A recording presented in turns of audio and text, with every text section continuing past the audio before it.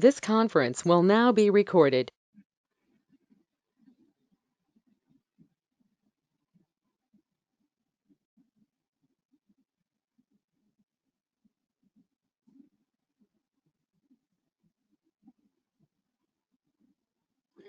Good afternoon, everybody. Hope you are having a wonderful March. It's nice to see folks logging on for what I hope to be a very interesting session on the future of transportation planning in a post-pandemic world.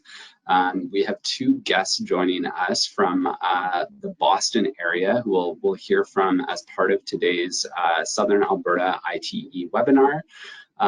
But before we get into that, I wanted to do a brief land acknowledgement and then just share a little bit of news with you all in terms of what's upcoming for the ITE Southern Alberta chapter. I wanted to recognize that we're on the traditional territory of the Treaty 7 nations, which include the Piikani, the Kainai, the Siksika, the Stoney Nakoda, and the Blackfoot nations.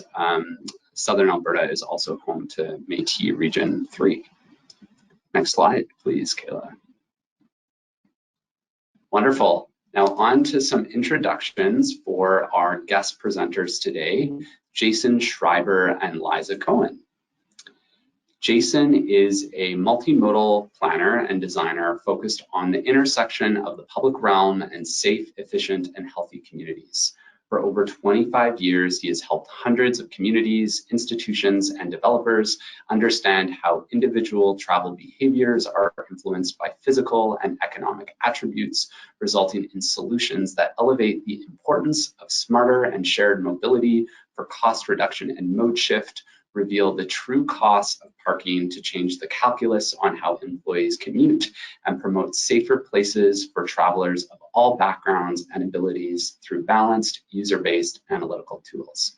Working across all forms of transportation, Jason has shown places from Boston to Abu Dhabi how to manage parking in difficult shared environments, how to develop demand management programs that get people to choose transit, walking, and biking, and how to smartly design multimodal solutions that range from the site to corridor to community-wide levels, always aiming to use transportation investments and mobility strategies widely.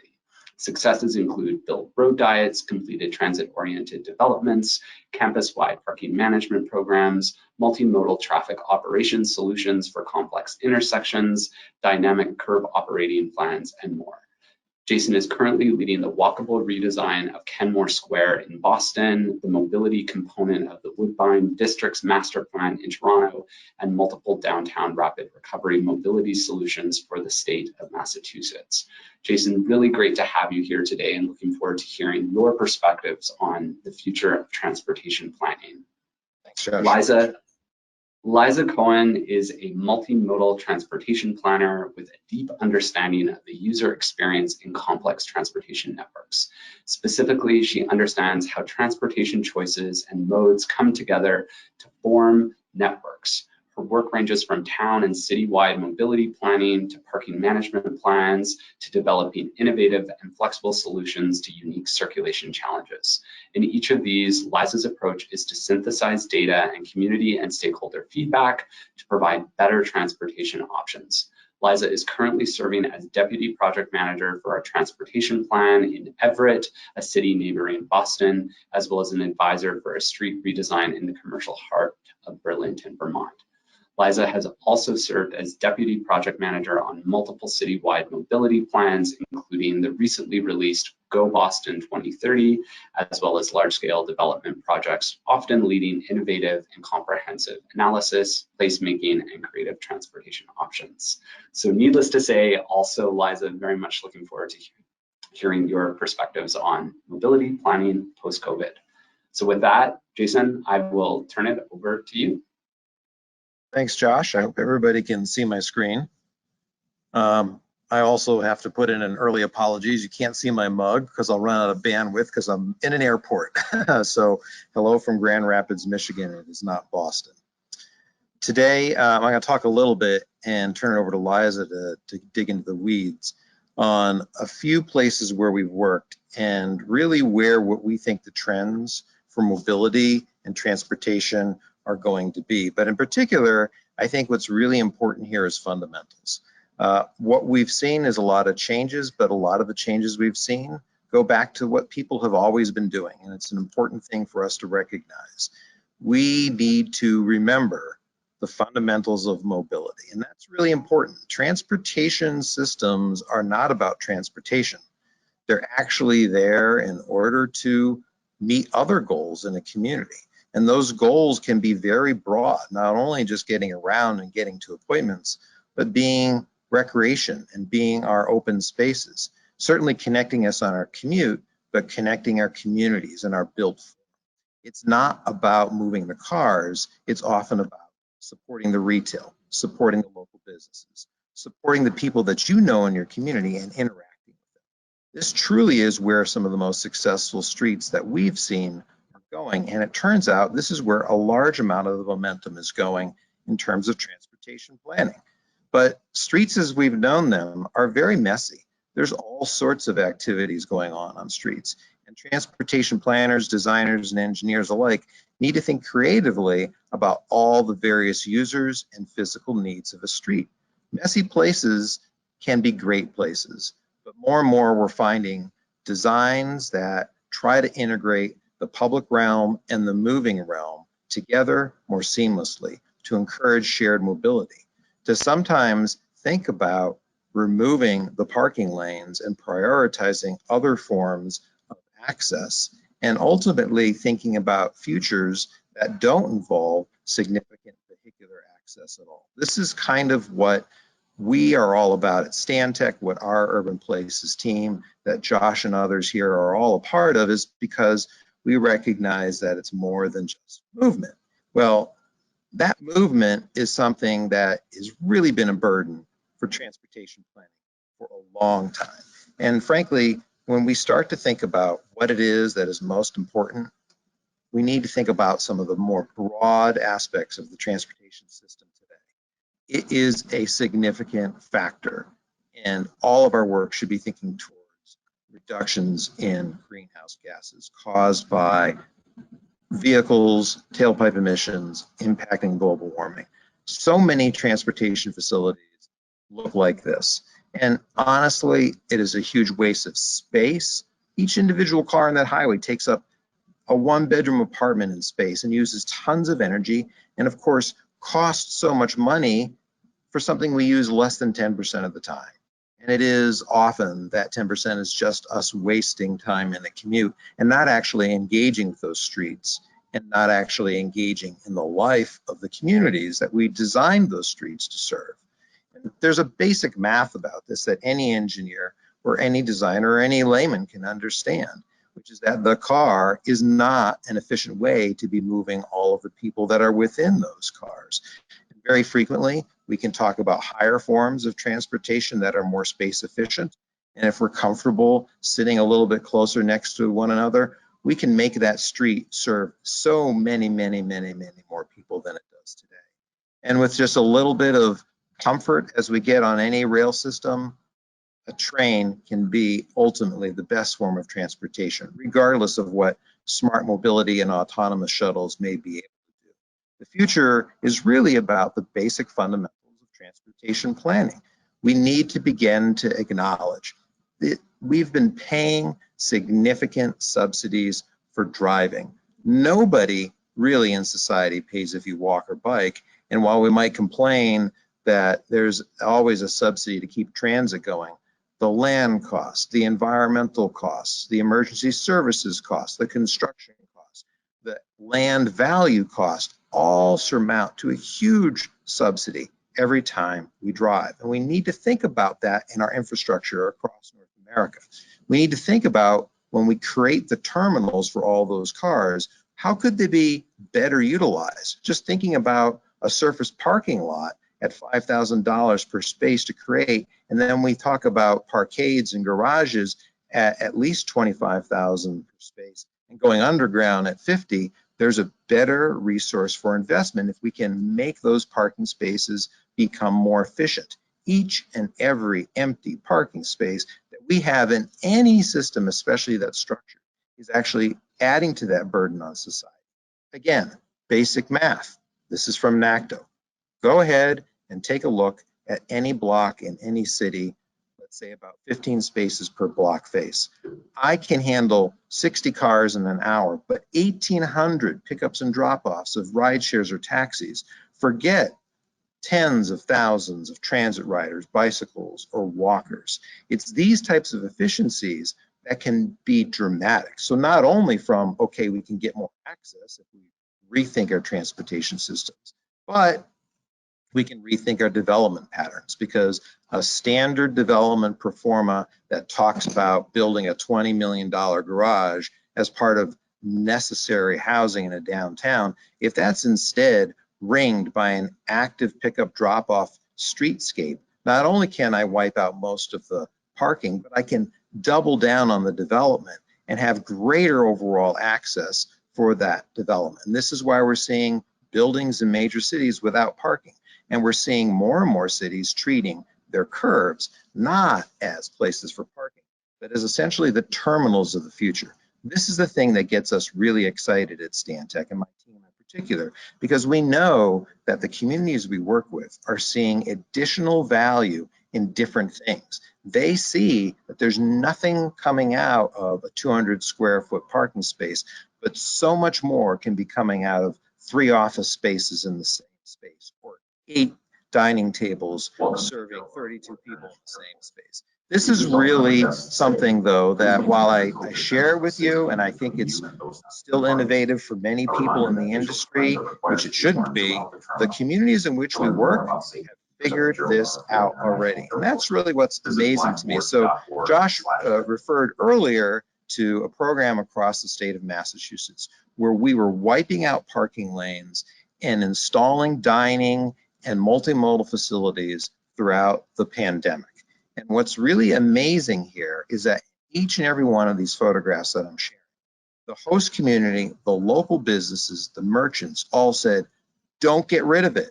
Don't remove the barriers. Let's go plan and design the future that creates this, that lasts longer. Because guess what? We didn't need that front door parking space. We actually got more customers and more activity, even after the masks went away, by creating an active frontage zone, by recognizing that our cities and our streets and our sidewalks were designed to be the places for people to interact, not for necessarily the places for vehicles to move. So I think this is such an exciting thing, and I want to envision the future more so. So, you know, we work in many places that are trying to follow this type of environment where they see there's a reality of using shared bicycles, of using shared circulators, of having automated buses, of thinking about higher forms of transit right on their front door residential streets. This is not just a phenomenon for places that are spending lots of money on infrastructure. It's a phenomenon for places that want to move lots of people, period, even as economically on foot and by bicycle. Anywhere we work, Stantec and everybody on this call today should be working more and more with communities that are thinking future forward this way, thinking about integrating the public realm, and thinking about managing their assets better and smarter. So I'm going to turn it over to Liza. Liza, I'll try to walk through these slides for you to talk first about Tampa and then Chicago, places who've completely re-envisioned how their approach to the curb and multimodalism should be cast in the future. Perfect. Thanks, Jason. Josh, can you shoot me a chat if you can't hear me? But in Tampa, Florida, we got a chance to apply some of these principles in a project that they embarked on to try to plan for transportation network companies, so Lyft and Uber, as well as micromobility. And this was a data-driven project, so it was really interesting. We did an analysis, first trying to look at kind of the ground floor, what's happening right at the front door in Tampa. And then if you go to the next slide, looking at the overall density of those land uses, so whether it's non-residential or residential, and using that, I think it's on the next slide, to try to calculate an overall demand as well as curbside complexity for each block. And this complexity metric was kind of about how many different things are happening at the curb today, right? As Jason was saying earlier, there's loading, there's bike parking, there's transit access, there's people trying to walk. And we pulled all of that together into one place to start to guide the city as to where good spots to implement space for these TNCs and micromobility companies might be. Maybe where things are less complex, but demand is super high, or places where things are super complex and demand is super high, but it might make sense to prioritize some of these more efficient modes. So this was a really cool, objective way to start to develop a policy that actually increased access at the curb. And Tampa has gone on to focus first on implementing TNC zones where rideshare vehicles can pull in and drop off, and now each space, instead of serving 1 or 2 empty cars per day, can serve 8 or 10 users an hour. So that's really exciting. And then I think the next example is actually in Chicago, where we worked with an interdisciplinary team of experts from all different kinds of providers. So Bosch, we had Teralytics with a whole bunch of data. We had Spot Hero, who obviously does parking reservations on street, Carrier Direct, who works with different trucking companies on their data.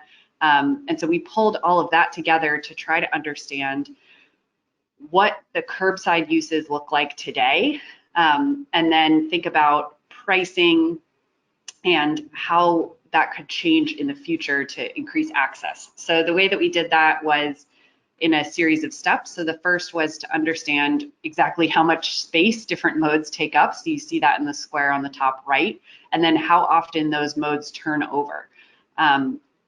We then paired that with an understanding of those demand influencers. So similar to the Tampa example, but trying to understand, okay, you have X amount of space out front. What is the demand on a given city block? And then if you go to the next slide, trying to understand kind of the crossover point between demand and supply, and think about what you might need to do in terms of pricing to get that demand exactly right on a given block. And you can either do that to maximize access or to maximize revenue, which is an interesting way of thinking about it. And so we looked at this all across the city. And if you go to the next slide, of course, partnered that with activity all around the city. So understanding where activity is much higher, where activity is much lower. Again, always looking for that equilibrium. And then if you go to the next slide, what we found was really interesting. We had to use a big, complicated model, but essentially to maximize access, we could suddenly, instead of having one block serve 10 vehicles, we could have it serve, exponentially more by allocating space by different modes and prioritizing either efficiency again or revenue. And if you go to the next slide, this takes a quick look at person trips. So understanding exactly how many people in those different modes could get to the curb by block. And then finally, the next slide, I believe, is going to show, so the M is modeled revenue and B is baseline revenue. So a comparison between the existing pricing scheme and one of the pricing schemes that we modeled. And what we showed was when you increase the turnover and the number of people who can access the curb, and you set the price just right for loading, for transit, for bicycles, and you can even say, okay, we want to prioritize bike access, so we're not going to charge them anything, but we really think folks who are pulling up and loading and unloading delivery vehicles should be paying to access the curb. You can suddenly drastically increase your revenue using demand responsive pricing and a whole host of other curbside management best practices. So that was really exciting. And where that got us to was trying to think about the technology to implement it, which is what partners like Bosch were on the team for. And I think what Jason's going to talk about next is some of this technology that does exist, that's out and about in the real world. Yeah, and Liza's studies here, I mean, honestly, this was stuff that we used data pre-pandemic to really load it up. And as we look toward post-pandemic, we're already, of course, seeing that the traffic levels are back, that there's already increases in finally transit ridership, and we're starting to see uses of e-scooters and all of that there. But in order to manage this, it's an opportunity now, and this is what we're seeing in these communities, to start to implement technologies that have already been used before to manage multimodalism, particularly at the curb, more smartly. Numinous sensors, multimodal sensors that can just be deployed up on a pole and record all sorts of movement at an intersection have been out there for several years, and the opportunity to expand this information is really significant. There's been pilots, this is in Nashville, of using new technology to monitor and control curbside access for loading.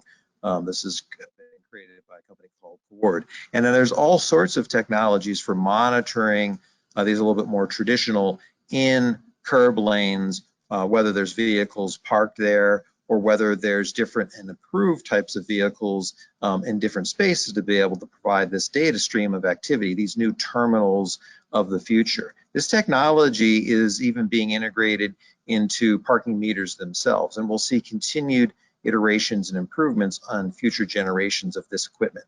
From Toronto to Minneapolis to New York, you'll see that there are new and smarter poles being installed. The Link NYC are citywide, and they actually monitor activity in addition to selling ads and providing information. And now we have this excellent pilot in Las Vegas where they're providing real-time management and control of rideshare spaces on the Strip, which essentially is creating a docking station for folks using Uber and Lyft to go about the city after, I guess, they spent too much money gambling. So I want to wrap up today by talking a little bit also about the future of mobility. So there's no doubt that it's smart. I still want to hit clearly on those traditional points and those basic metrics that we're talking about. But all of them apply across this entire spectrum of smart mobility solutions. And it's really important to remember that, because smart mobility, by layering in technology and layering in electrification, can help us make things easier. It is designed to get rid of the frustration and allow transportation to be done more as a service. It's not just having an app for Uber and an app for Lyft and an app for a bike share, but a single portal for a multimodal service from the curb to a destination's curb to the door. And that's ultimately what the future of smart cities is all about. I could talk for hours about our smart cities practice and all the great infrastructure that's been going in all around America, studies that are going more and more to try to figure out how best to integrate technology and digital information. But from a mobility perspective, we can really help to mitigate congestion. The more we use smarter and shared mobility, the better that we use automation and high technology, and in particular, we can improve safety. I don't have the latest stats on this, and I do not believe they've gotten significantly better, but essentially we have a lot of crashes that automation can help avoid, and we want to continue to see smarter cars, smarter vehicles, smarter solutions for crossing a street or riding a bicycle help to improve technologies. It isn't just about cars. So yes, there's a lot of work. Stantec is leading this work all around the country on the future of smart mobility, automation, and automated vehicles. We have this Gen AV practice that is all about this, which is highway level, but even small street and intersection level progression.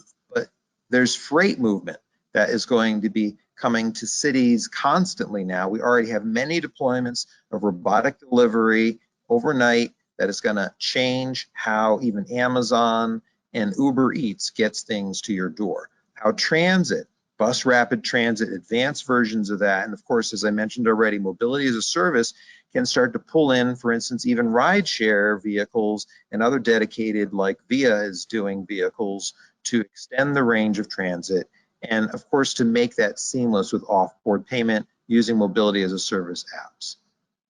Electrification is not just cars. It's about bikes, it's about buses, it's about freight movement, it's about everything. The opportunity is huge. Anybody involved in this field is going to see more and more of these studies coming out, more and more interest in providing EV charging stations. And anybody who works in the parking industry, as Liza and I very regularly do, it's like half our work because it's always such a controversial topic, is going to see the amount of parking that's required in the world declining, is going to see automation becoming more and more important part, and the self-parking features of cars are going to help us think about using a single garage to service much greater levels of development. Similarly, Stantec has spent years helping and even imported the first shared autonomous vehicles into North America. These continue to promulgate across the country as safe and slow circulators on campus and providing last mile connectivity. And eventually, these vehicles, along with automated cars, are going to be progressing safely across downtown intersections. This will take time, but there's lots of opportunity with the technologies that are behind this to also go into other forms of transportation.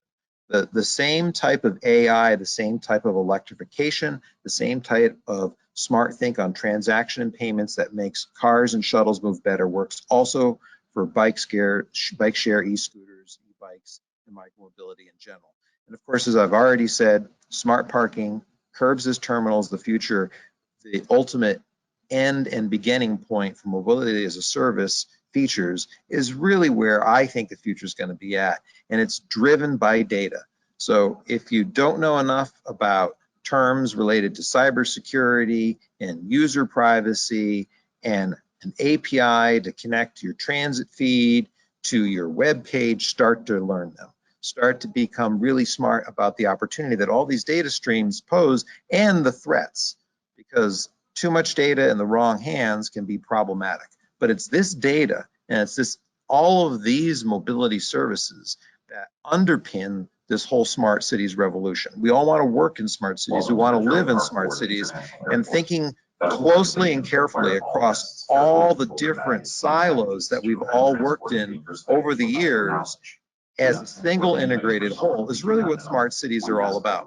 So this is not just a brief flash in the pan phenomenon.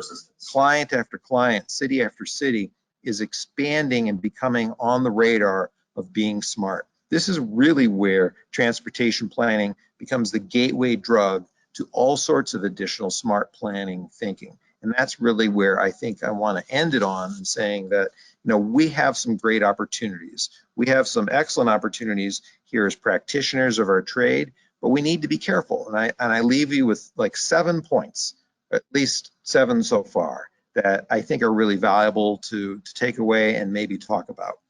Number 1, everything and anything we've done here, the studies in Tampa, the work in Chicago, the projects we've seen is all about people first. User-based perspectives, measuring and surveying and quantifying what people say about how they want to move is essential to any form of planning, design, and engineering for the mobility systems of now and of the future. Secondly, parking is actually not going to go away. It is going to be repurposed, reused, and become more efficient.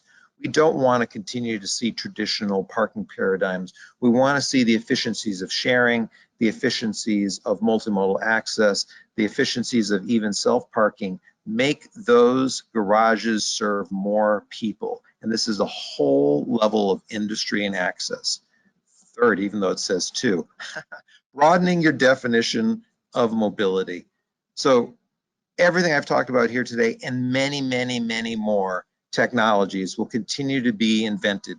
Full wheels and hoverboards, and yes, drones delivering things, including people.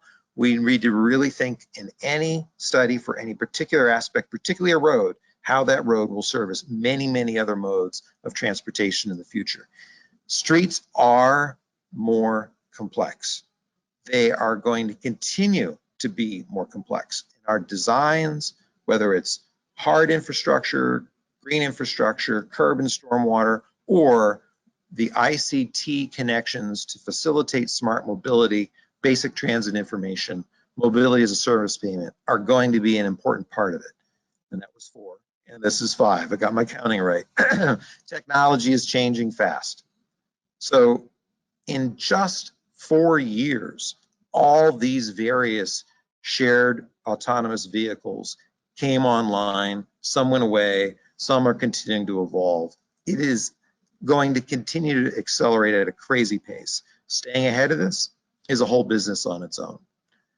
But a key thing is that policy lags these technologies. Cities, states, provinces, and federal agencies do not even get close to having the right policies in place to promote shared, equitable, environmentally sustainable, and efficient forms of mobility. This is still a totally new world. Anybody who's involved in transportation policy should always be pushing the curve. Some states are just barely beginning to allow pilots of automation to happen, much less full deployments. And that's stuff that's going to be coming down the pike fast. But don't forget, it is coming down the pike fast, but it isn't going to necessarily kill all of us tomorrow. It will take a while. We do not expect full automation that is safe and deployable for arguably decades from this moment.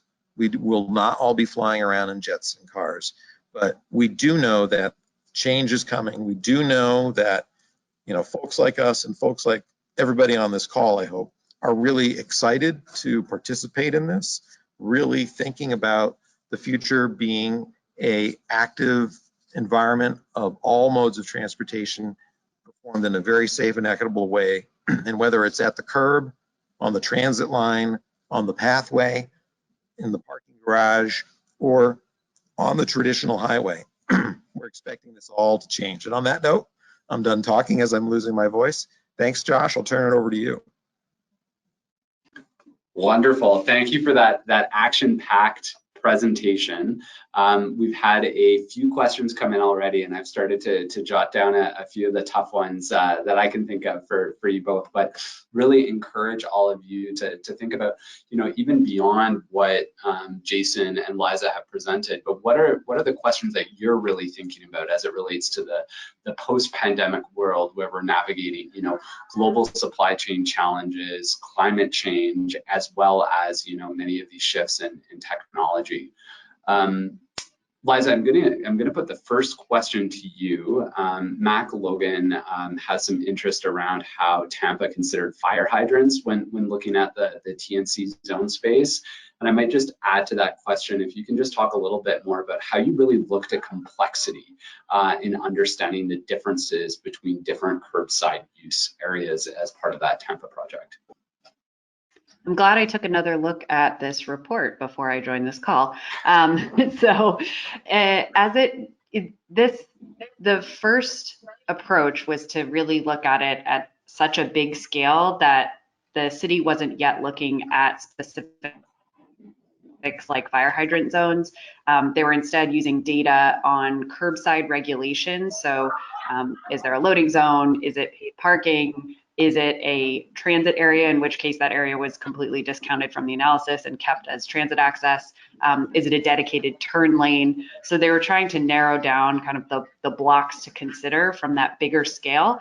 And then actually part of our recommendations for the next step was to consider, are there emergency access needs, including hydrants, and that sort of thing. So to look at things on more, you know, a foot by foot basis as opposed to a block by block basis. So yeah, that was the first step in that complexity analysis, was essentially to take data that was existing that the city already have, because collecting this data, Jason and I could probably talk about for a whole additional hour, how challenging it is to understand what's going on at the curb in a given city, and you know, then to drill down on promising locations and collect more specific data in those areas. And what's cool is Jason started talking about this, I'm going to try to restrain myself, but there are some additional providers that are in this space that are using things like LiDAR and cameras and kind of set up data entry protocols to help cities start to quantify what's happening at their curbs.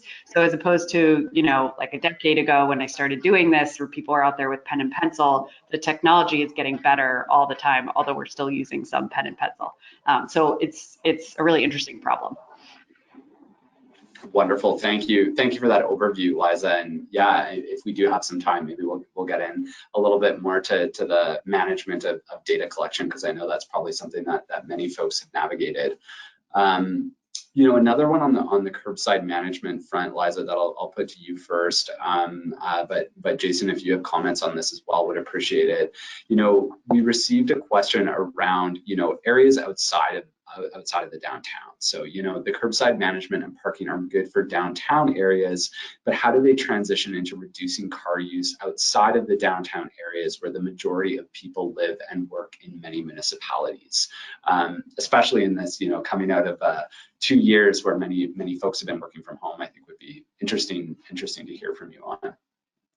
Yeah, so that makes me think of that statewide program that Jason was talking about earlier, which is essentially cities and towns across the country and internationally really are looking at their space that's allocated on streets today, that's allocated for vehicles, realizing that that's a ton of public space and thinking about how they can use it differently, right? So we worked with communities, of course, to put in things like outdoor dining, but also parklets. Some communities put in these cool outdoor kind of seating areas, and then worked with local restaurants so you could sit at the table and then order from multiple restaurants, and that would get delivered to your particular table.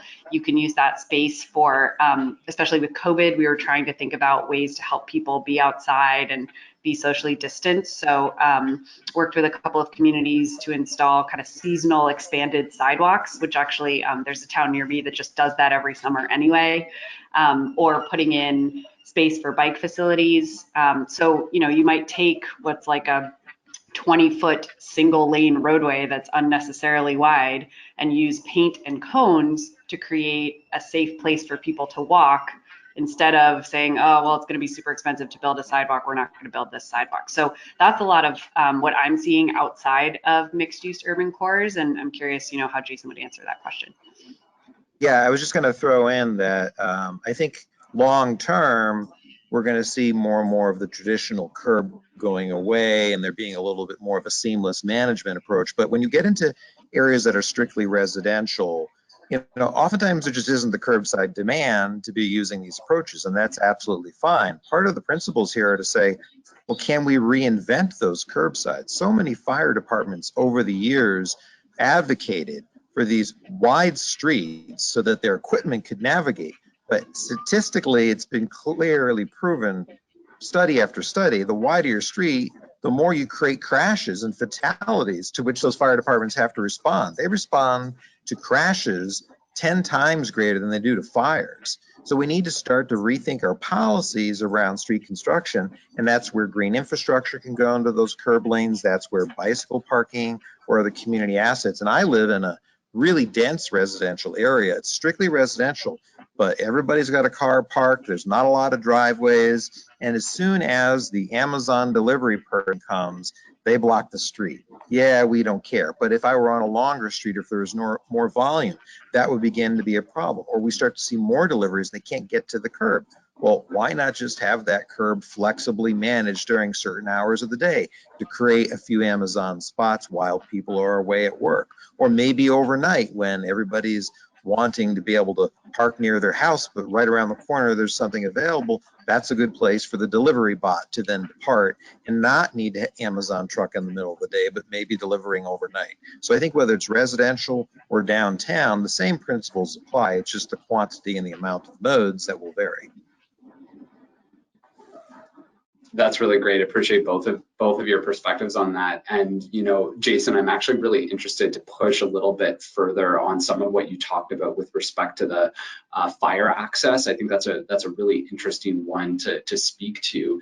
And I'd be curious to hear your perspective on successful tactics that you've been able to employ over the course of your career working with many different cities to facilitate agreement, in particular from folks who might be more concerned about liability in signing off on road designs that are less conventional. What has really worked for you in terms of cultivating momentum on really putting people first? Yeah, I will say that one of the most frustrating things that I've ever seen is when I worked around the country in new growth areas and they're designing 40-foot curb to curbs for just single family residential streets because that's what the fire code called for. Or if they wanted to narrow it up to 24 feet, they're still really resistant to anything such as on-street parking out front, because then the fire trucks can't get through. So the number one thing that we always do, for street design, we'll definitely incorporate in the process that somebody gets the fire truck to drive. Because every time, we just did it in a community here, every time they drive through and you film it and you show them, the fire truck operators, they know actually that they don't need all that space. The fire trucks operate much more tightly, and they're really generally very good drivers at large equipment. So, but that video to really track where people go is important.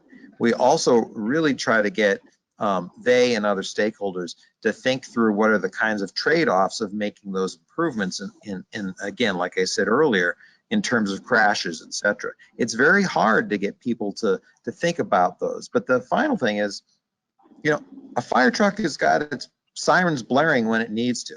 Vehicles get out of the way. They cross center lines. They may hop some curbs. People will get out of their way. We've done things like designs where we know the vehicle will swing within the hard infrastructure by crossing center lines, as long as it's not on a high capacity street, and chamfer the curbs at the corners so that the tires don't puncture as easily. And the fire truck operators specifically ask for that, and we install it, and it works great for them.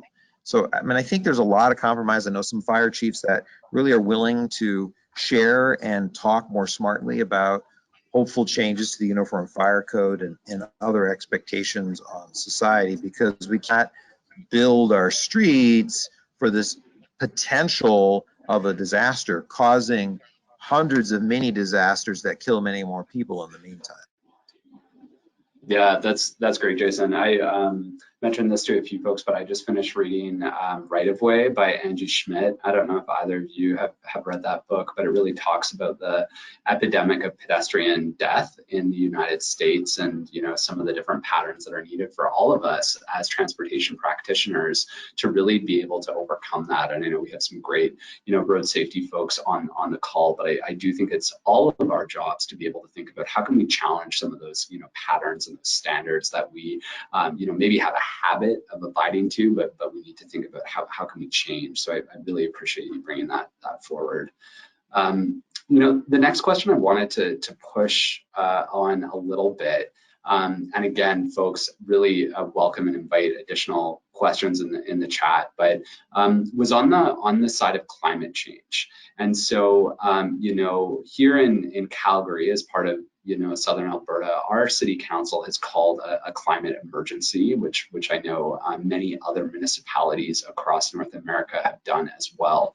And I would just be interested if you could speak a little bit to how you see transportation planning and the work of transportation planners evolving to be able to more clearly speak to how we can address climate change mitigation and in some cases adaptation as well. Yeah, I can't stress this enough. For the longest time, the word sustainability was a label just thrown on transportation planning and maybe some infrastructure that got designed. And it was just a flash in the pan. The reality of climate change is certainly here. But all you have to do is just go look at the ice core records. We literally were heading towards an ice age, and we as humanity turned that around 100 years ago.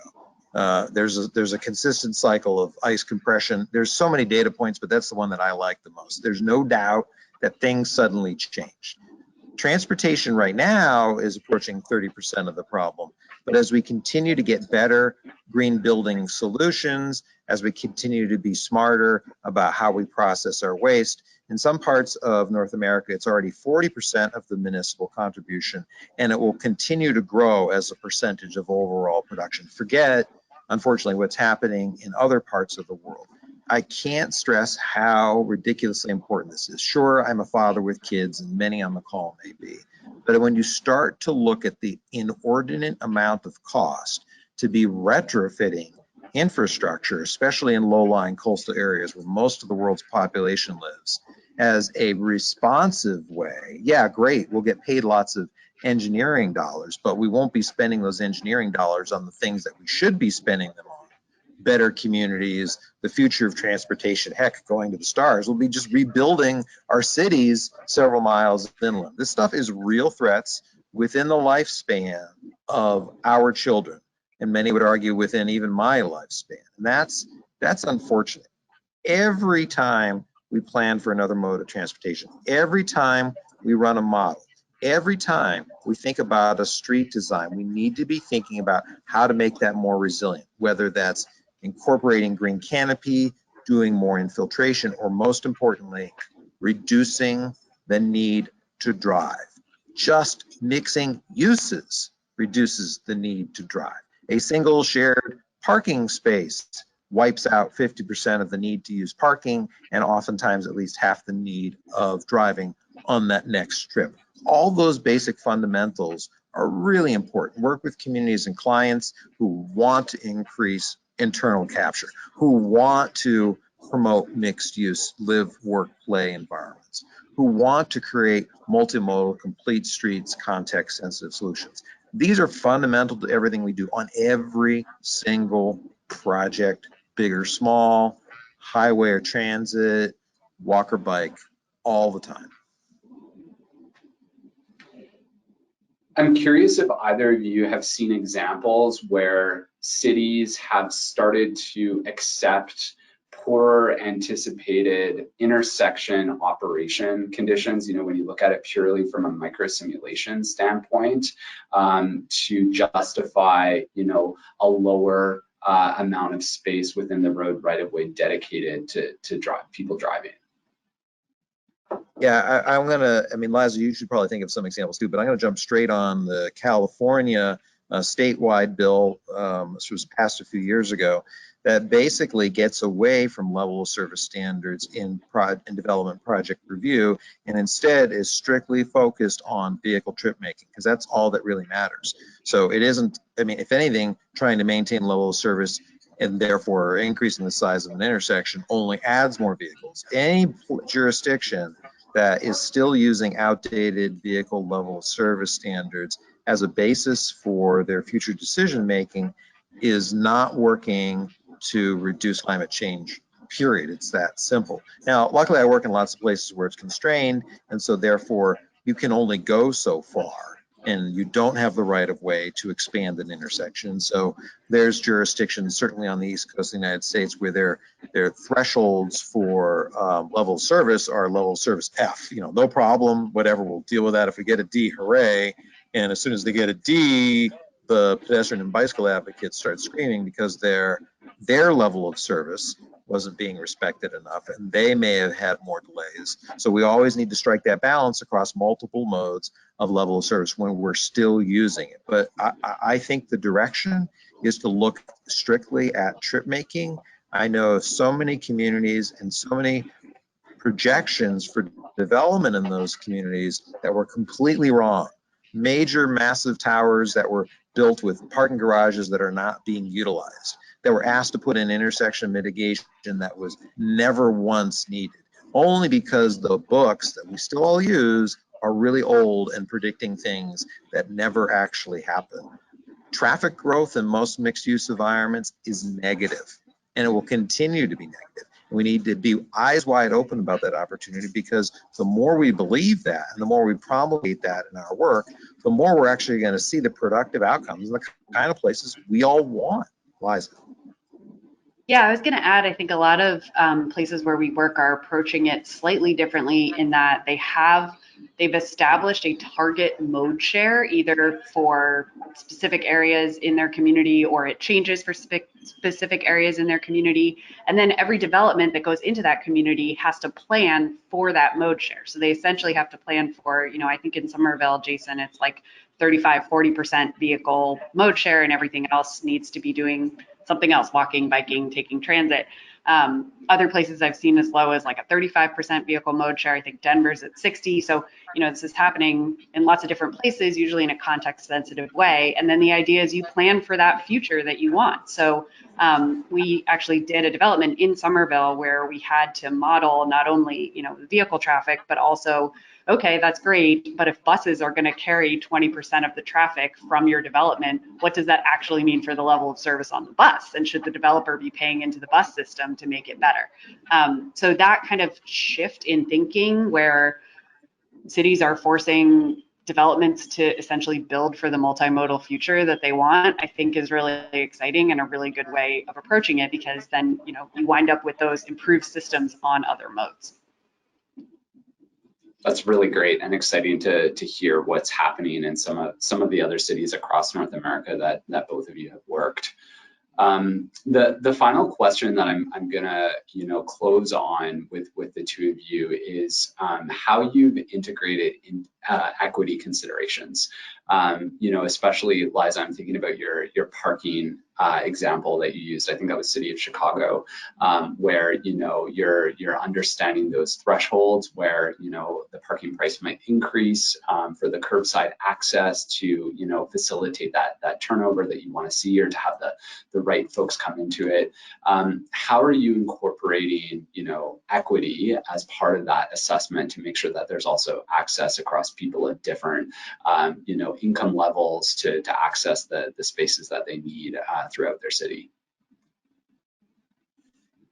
So I think one of the main ways that I've seen cities and towns start to do this actually goes back to what Jason ended his presentation on, which is essentially collecting data, monitoring that data, seeing how it shifts over time, and most importantly, reporting that in some sort of dashboard. So the City of Boston has a whole bunch of dashboards that could probably stand to be pulled into one, but a lot of really great examples. The MBTA runs the transit system, reports on who's on the bus, how on time the bus is, depending on the neighborhood that it's in, and that essentially holds that agency accountable, right? Because now it's being transparent about the service that it's providing. We've also seen, I was mentioning those multimodal target cities and towns will adopt other metrics that they want to get to, whether it's a percentage of households that have access to X, or maybe, again, to go back to the T, but a percentage of transit critical households. So people who are under a certain income level, or people of color who live without a car, are over a certain age, what percentage of those folks have access to bike share, to e-bikes, to transit at a specific frequency level. And I think that's one of the most powerful things that we can do, because when you start to look at that data, the City of Boston did that. They did an analysis of sidewalk quality and essentially where the sidewalks are good, where the sidewalks were non-existent, and then who lived where. And no surprise, the sidewalks are nicest in the neighborhoods with the highest income. And they've since completely revamped their asset management process to start prioritizing sidewalk installation in lower income, traditionally underserved neighborhoods. So I think that's one of the best ways, maybe I'm just a data nerd, but that cities and towns can start to tackle equity. No, Liza is not a data nerd. I'm just going to throw on lastly here. It is so fundamental to use that type of information, even in a small city. We just finished up this mobility innovation strategy for Tulsa. And the data wasn't just about who doesn't have access. It was about people who are trying to get to work, people who are unbanked, who can't necessarily buy transit even easily, people who obviously don't have necessarily car access, those who have poor access to healthcare, folks who have just poor access to healthy foods that perpetuates obesity and diabetes and other afflictions in communities nationwide. These are actual metrics in a transportation plan that need to be overcome, that targets an investment here versus here to fix those fundamental things. And how do you get that data? Sometimes it isn't readily available. Public outreach is huge. Advertise and get people involved in almost any kind of project, not just to reach consensus, but to have them state their goals and to have them figure out ways to contribute the data that is measurable to attain, like Liza said in Go Boston, solutions that balance the investments across the communities in need, that think about all ages and abilities, that think about all socioeconomic backgrounds. So many of us transportation people are used to or even afraid of, normal or I like to call it normal public engagement. We do these public meetings and it's just a pro forma meeting and people talk and they yell at you and that's it. And you feel like, okay, you got out of it. No, do the workshop, engage with them, run the survey. It's actually not that costly to pump out surveys, to have the sticky dot boards, to collect it all. It's just the time you spend in the meeting. And then you can get data that says X% want this, X% are concerned by this. And here's the measures you should be incorporating instead of vehicular level of service in our future. Terrific. A great place to close on.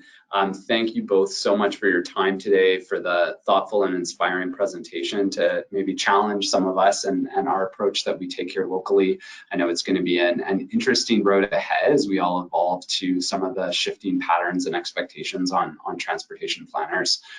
So have a wonderful afternoon, and folks here in Southern Alberta, really hope to see many of you next month in person at our first luncheon together following the 2-year pandemic. So have a great rest of your day, everybody. Thank you so much.